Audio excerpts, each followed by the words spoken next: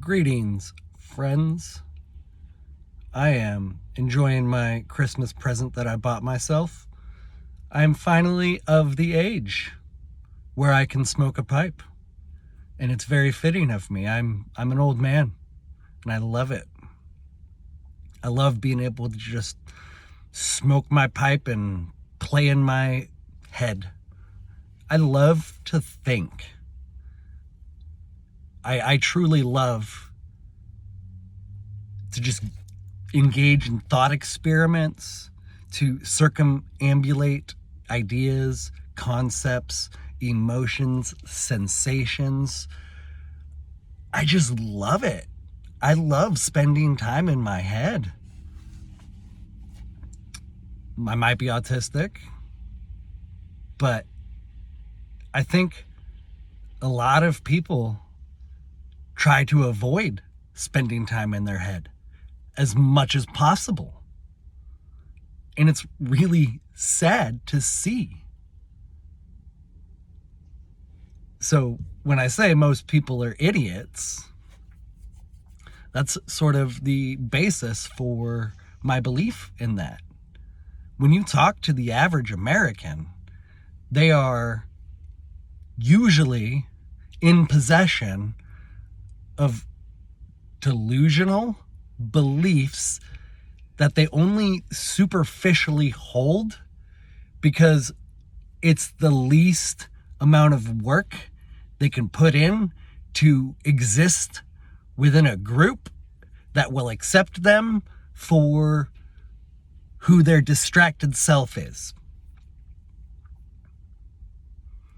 Very, very, very, very few Americans will be able to talk at any depth about what they believe and why they believe it. I challenge you to ask yourself what you believe and why you believe it.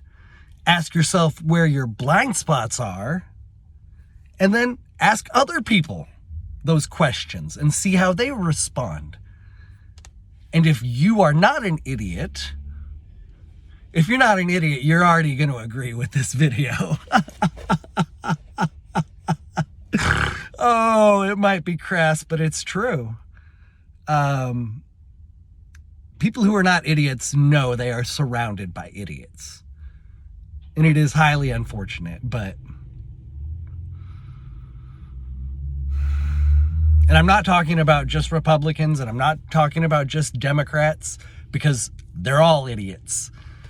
Republicans believe things that trigger and aggravate Democrats, and Democrats believe things and advocate for things that trigger Republicans, when the truth is they're both advocating for authoritarianism. And yet they won't admit that. They won't acknowledge that because they're not even willing to spend a few hours a week reflecting on the foundation of our current system. And not even just the foundation of our current system. And I'm talking about 1776, the Declaration of Independence, the Constitution, the Bill of Rights, things like that. But how far we have deviated from that said foundation while still claiming to be a free country.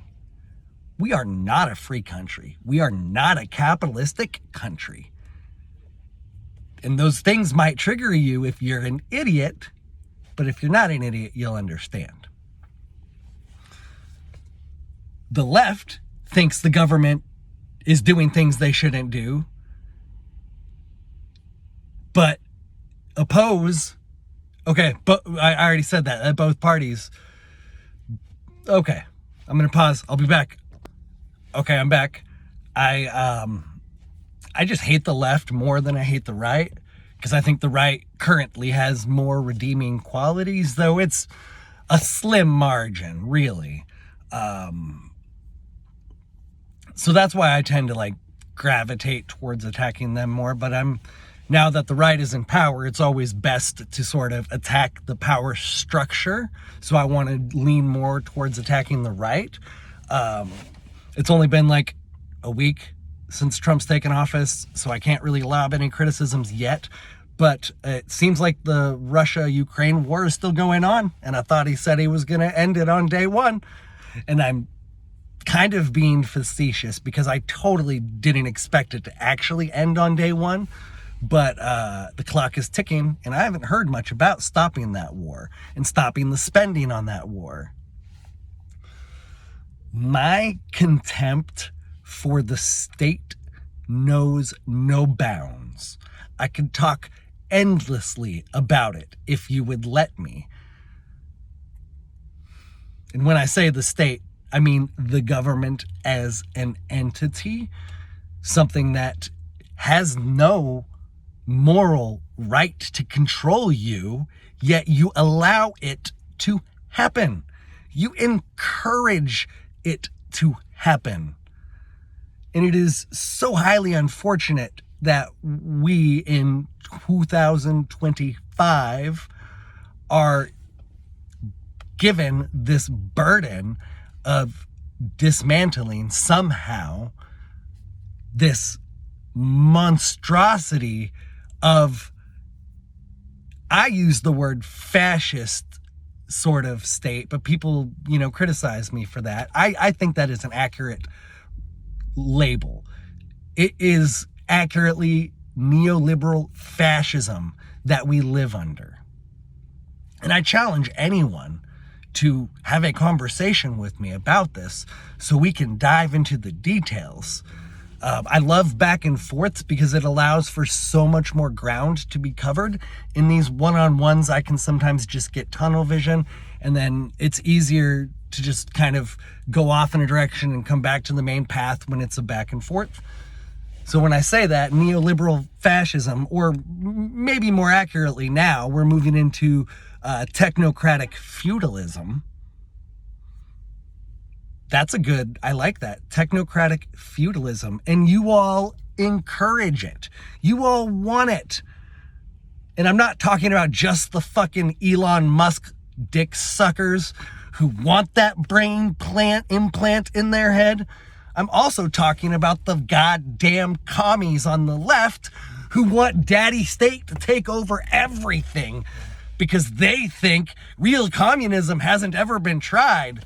No shit, because it's a fucking fantasy. Excuse me. I would love to spend time unpacking communism with someone, especially someone who supports communism, because we can get into how to justify the use of force, because I'm still waiting for a good justification for the initiation of the use of force. Get back to me when someone has one for me. In my last little conversation I had with Cody, he agrees that the oligarchs are the problem, but he fails to acknowledge the intertwined nature of the oligarchs and the state. Capitalism, the people own the means of production. The people do not own the means of production in modern America. Depending on the industry you want to go into, do you know how many hoops there are? How many permissions you have to get? If you have to get permission to utilize your body to create something from the world around you and to share it and exchange it, you do not own the means of production. The person who grants the authority owns the means of production. Sorry, the cultural conversation right now is pathetic. The culture wars is pathetic. I yearn for good, actual, dialectical discourse, tension between ideas. But no, we get fucking woke versus MAGA, and I hate it. I hate it. You all are idiots. Not all of you, but most of you. But there's hope. There's a way out. But you have to go within. You have to begin the process of self-reflection and then community reflection. And you actually have to think about the ramifications of the things you think, the policies that you support. Not just from emotional, I want to make the world a better place. Then go out and do it. Go out into your community and improve it.